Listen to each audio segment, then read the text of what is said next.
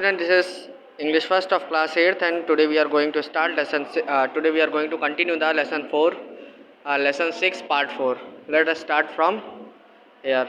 So I entered at the moment, and to save Minnie from scolding I began to make my own inquiries. तो उनके पिताजी उसी समय वहाँ पर आते हैं और मिनी को डांट खाने से बचाने के लिए वो खुद उससे सवाल जवाब करना शुरू कर देते हैं. I found that it was not the first or the second time that two had met. तो यहाँ मुझको तब पता चलता है कि ये पहली या दूसरी बार नहीं है जब काबुली वाला और मिनी एक दूसरे से मिले हैं. The Kabuliwala had overcome the child first fear by bribe of nuts and sweets. तो जो काबुली वाला था उसने क्या कर रखा है, उसने जो उससे डर था उसका मिनी का, उससे ओवरकम कर लिया है, डर को ख़त्म कर दिया है. क्या दे करके? ब्राइब मतलब नट्स और स्वीट्स यानी कि काजू बादाम और मिठाइयों की क्या दे करके, घूस दे करके, मतलब उसको दे दिया करता था तो वो उससे अब डरना बंद कर दी थी. And now they were great friends. और आज अब वो बहुत ही अच्छे दोस्त हो गए थे. They had many jokes together which amuse them greatly. तो वो आपस में बहुत सारे जोक किया करते थे जो उनको बहुत ही ज़्यादा हंसाते थे. The little girl would sit in front of the big man, her small bright face breaking into laughter and would begin, oh Kabuliwala what have you got in your bag. तो वो एक दूसरे के साथ बहुत अच्छे जोक करते थे और अपना टाइम एक दूसरे के साथ अच्छे से व्यतीत किया करते थे. और वो छोटी सी लड़की उसके सामने बैठ जाती थी काबुली वाला के, और उसके चेहरे में हंसते हंसते पूछा करती थी, मतलब उसके चेहरे से हंसी झलक रही होती थी मिनी के, और वो पूछा करती थी कि काबुली वाला तुम्हारे बैग में क्या है. And he would reply solemnly and elephant. और वो बहुत ही शांतिपूर्वक जवाब दिया करता था कि एक हाथी है. This man not see much cause for the merriments. तो ये बड़े लोगों को हो सकता है कि बहुत ही बेहूदी बात लगे, but how they enjoyed the fun. लेकिन उन लोगों के लिए ये बहुत ही सही बात थी, मतलब बहुत ही अच्छा मजाक था. And the child talk with a grown up man was always strangely interesting to me. और वो उसके पिताजी कहते हैं कि बच्चों की बातें बड़ों के साथ मुझको हमेशा ही अम्यूज़ यानी कि खुश कर दिया करती हैं. कहाँ थे? Then the Kabuliwala would take his turn and say. तब काबुली वाला अपनी बारी तब काबुली वाला बोला करता था, well little one and when are you going to your father in law's house.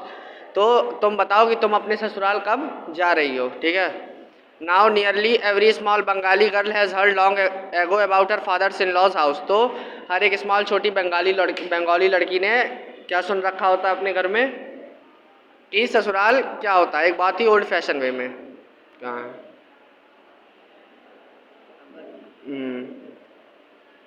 But we were little modern in our ideas. लेकिन हम लोग थोड़ा सा अपने आइडियाज़ में मॉडर्न थे, मतलब हम लोग जो छोटे बच्चों की शादी कराने में और इस तरह की बातें करने में भरोसा नहीं रखते थे.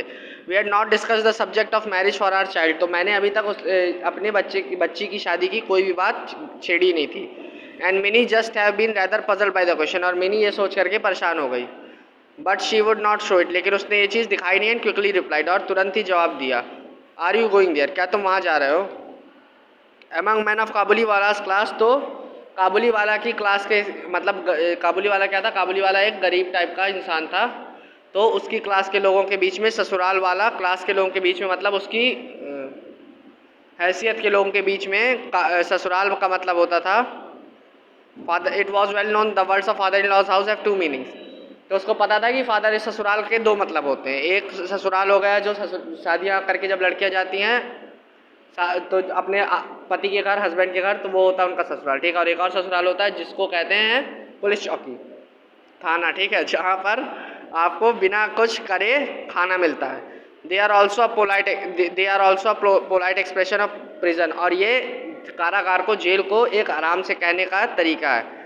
That place where we are all well cared. वो ऐसी जगह है जहाँ पर हम सबको बहुत ही अच्छे से रखा जाता है. At no expense to our. और हमसे इस सब चीज़ का 1 रुपया भी नहीं लिया जाता है. The man from Kabul would take my daughter's question to mean this. और वो इंसान और काबुल का इंसान इस बात को सोचने लगा. Oh he would say shaking his hand threateningly at an imaginary policeman. तो उसने कहा, अरे देखो पुलिस वाला है. और उसने उसकी तरफ एक मतलब इमेजिनरी मतलब उसने ऐसे ही बोला और हाथ उधर हिलाने लगा किसी भी दिशा की ओर. फिर I will whip my father in law. और मैं अपने फादर इन लॉ के घर जा रहा हूँ. At the thought of the poor unfortunate father in law. और इस अनफॉर्चुनेट यानी कि इस फादर इन लॉ के घर में mini and the Kabuliwala would go of into the shouts of laughter, और ये सोच करके दोनों लोग हंसने लगे। Now minis mother is unfortunately very timid, लेकिन क्या था कि जो मिनी की माँ थी वो बहुत ज़्यादा क्या थी, टिमिड मतलब गुस्सैल थी। Whenever she hears a noise in the streets or sees people coming towards house, तो जो जब वो सड़कों पर आवाज़, गलियों में घर के बाहर आवाज़ सुना करती थी या उसको लगता था कि कोई उसके घर साइड आ रहा है, she immediately imagines that they are either thieves or drunkards, तो वो ये सोच लेती थी कि या तो ये चोर है और या ही ये पिए हुए है, शराबी है, और स्नेक्स और टाइगर्स, और या तो कोई सांप है या कोई टाइगर चीता है, और समथिंग इक्वली टेरिबल, या उसी तरह का कोई ख़तरनाक इंसान। Even after all these years of experience, और आज तक के एक्सपीरियंस के साथ भी, she is not able to overcome her fear, और वो आज तक भी इस डर से ओवरकम नहीं कर पाई है। So she was full of doubt about the Kabuliwala, तो वो क्या थी, बहुत ज़्यादा डाउट में थी, किससे, काबुली वाला से। And use to beg me to keep an watchful eye on him, और मुझसे ये चीज़ पूछा करती थी कि आप उनके ऊपर एक आई रखिए, एक आई मतलब नज़रें जमा उसको देखे रहिए, काबुली वाला को। If I tried to laugh or fear gently away, she would turn round seriously and ask me solemn questions, और अगर मैं